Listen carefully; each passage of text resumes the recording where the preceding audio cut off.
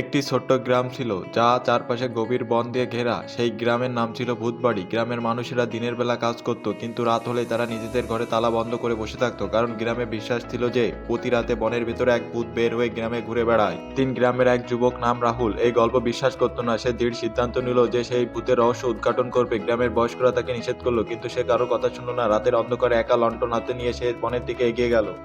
বন ছিল নীরব আর ভয়ঙ্কর। গাছগুলো যেন ছায়ার মতো রাহুলের দিকে তাকিয়েছিল। হঠাৎ সে একটা অদ্ভুত শব্দ শুনতে পেল। মনে হচ্ছিল যেন কেউ ফিসফিস করে কথা বলছে। সে সাহস করে শব্দের দিকে এগোতে থাকলো। কিছুক্ষণ পরে সে দেখলো একটি পুরনো বটগাছের নিচে সাদা পোশাক পরা একটি ছায়ামূর্তি। রাহুল ভয় পেয়ে গেলেও স্থির থাকলো। সে জোরে চিৎকার করে বলল, তুমি কে এবং এখানে কেন এসেছো? ছায়ামূর্তিটি থেমে গিয়ে এক করুণ স্বরে বলল, আমি এই গ্রামের পুরনো একজন। বহু বছর আগে আমাকে অন্যায়ভাবে হত্যা করা হয়েছিল। আমার আত্মা শান্তি পায়নি। রাহুল গ্রামের লোকদের সব কথা জানালো। গ্রামের সবাই মিলে পুরনো কাহিনী বের করে সেই আত্মার জন্য একটি পূজা করলো। পূজার পর সেই আত্মা ধীরে ধীরে মিলিয়ে গেল। এরপর থেকে গ্রামে আর কখনো ভূত দেখা